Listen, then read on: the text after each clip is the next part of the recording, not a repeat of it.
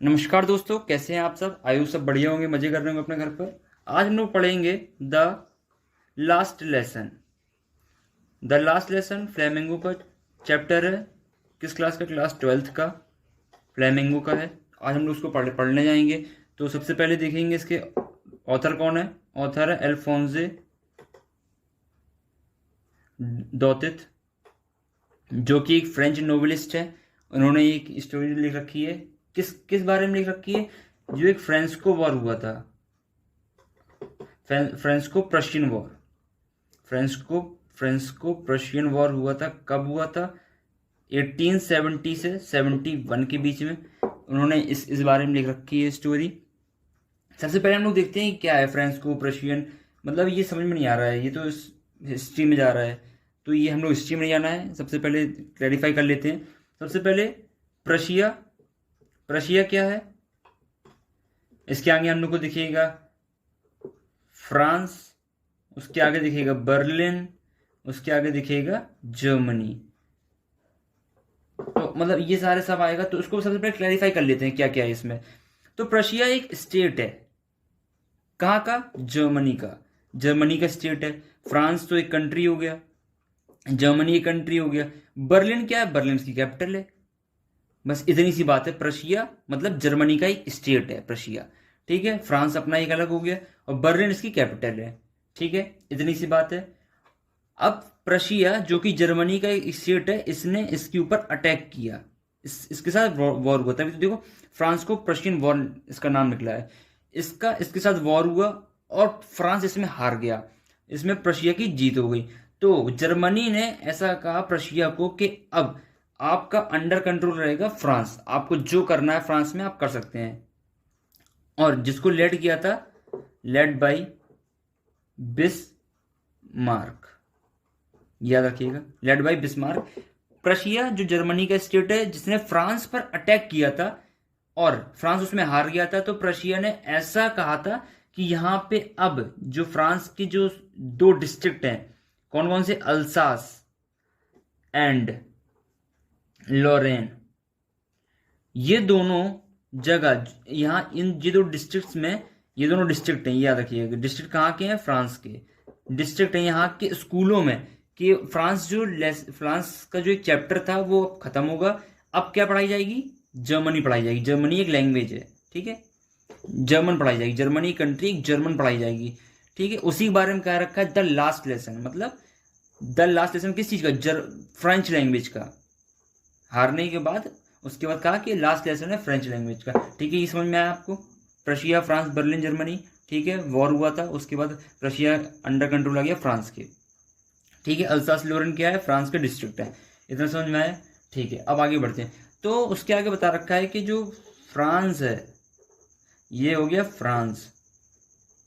ठीक है, बढ़िया बच्चा है। ये एक स्टूडेंट है स्कूल का। और एक है यहाँ पे मूछे वाले काका, जो कौन है? ये है एमएमएल। अब एमएमएल कौन है? ये एक टीचर है।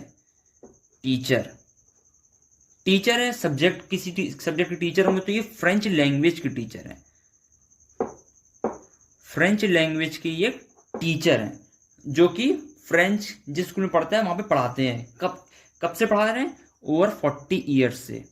सोचो कितने पुराने टीचर हैं। एमएमएल और फ्रांस, यहाँ पे दो मेन कैरेक्टर हैं, एमएमएल और फ्रांस, जो कि 40 साल से जिस स्कूल में फ्रांस पढ़ता है वहीं पढ़ा रहे हैं फ्रेंच एक लैंग्वेज को पढ़ाते हुए।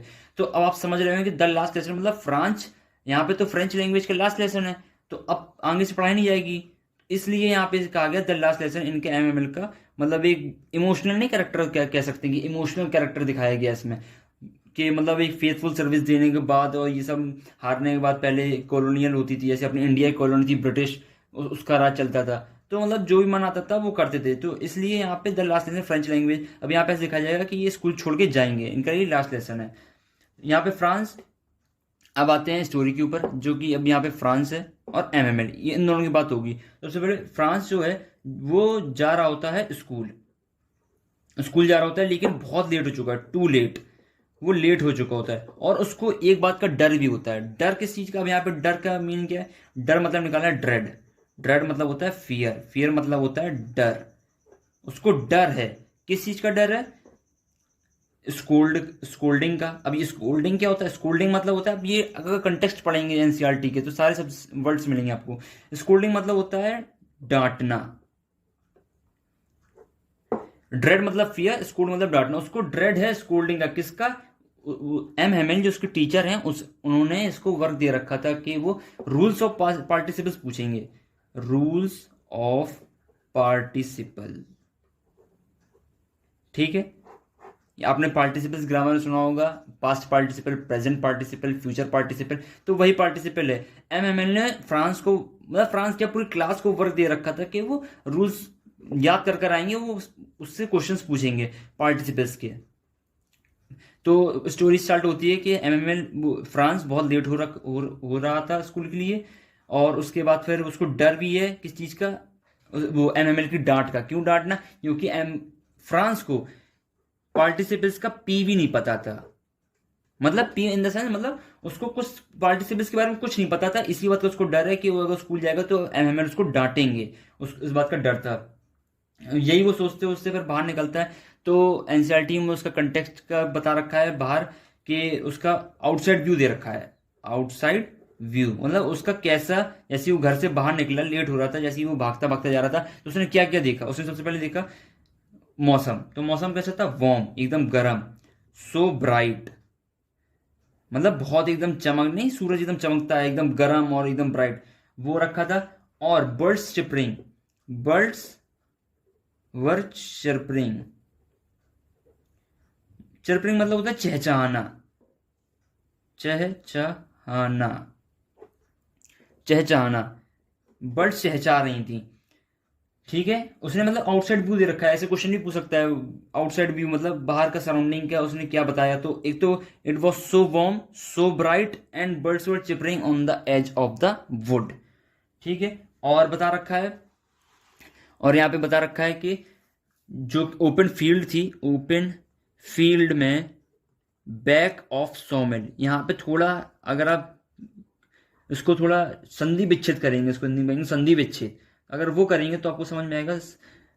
100 मिल, 100 मिल मतलब होता है आरा मशीन, आरा काटने वाली जो मशीन होती है 100 मिल उसे कहते हैं। बैक ऑफ 100 मिल मतलब आरा मशीन के पीछे ओपन फील्ड, मतलब खुले मैदान में आरा मशीन के पीछे कौन? Prussian soldiers, Prussian soldiers were drilling. अब ड्रिलिंग मतलब क्या होता है? ड्रिलिंग मतलब होता है खोदना, गड्ढा करना। तो गड्ढा कर रहे थे। अभी उसको कुछ समझ में नहीं आ रहा है, अभी तो वो स्कूल जाने के लिए लेट हो रहा है, अपने दिमाग में सोच रहा है, और वो अपना आउटसाइड व्यू बता रहा है। It was so warm, so bright and birds were chirping on the edge of the wood and open field back of saw mill the Prussian soldiers were drilling. बस इतना उसको पता है, उसने बता दिया। उसके बाद फिर वो जैसे ही मतलब दौड़ते हुए जा रहा है, तो वो एक जगह आता है टाउन हॉल। टाउन हॉल जैसे ही पहुंचता है, टाउन हॉल जैसे ही पहुंचता है, तो वहां पे एक बुलेटिन बोर्ड होता है। ये बहुत इंपॉर्टेंट है, आप इसको हाईलाइट भी कर सकते हैं बुक में।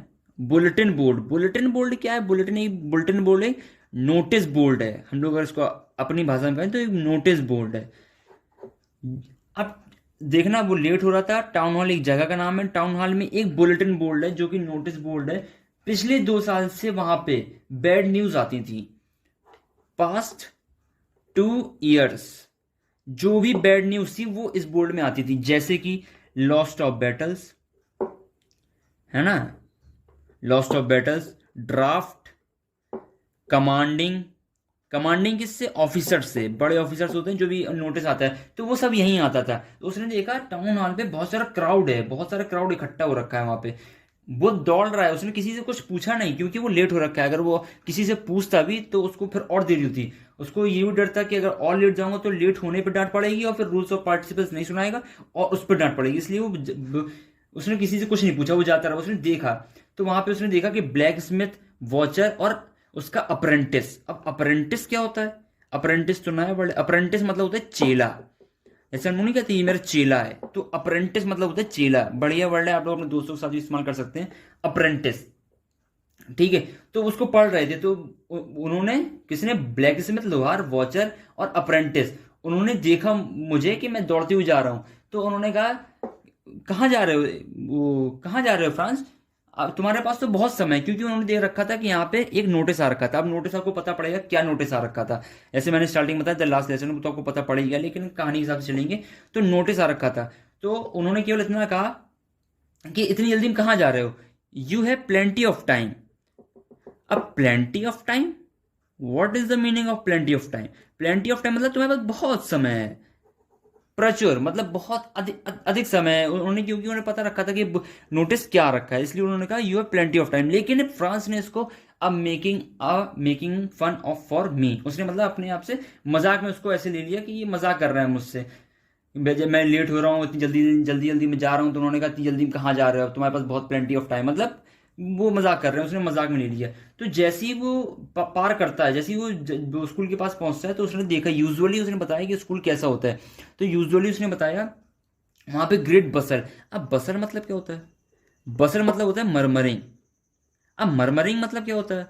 बड़बड़ाना। ऐसे हम लोग नहीं बड़बड़ाते हैं, ऐसे वो हम लोग की दादी अम्मा लोग भी बड़बड़ाती रहती हैं कि अरे ऐसा करता है, दब बहू बेटा ऐसे कर रहा है वैसे कर रहा है। तो ऐसे ही बसल मतलब मरमरिंग।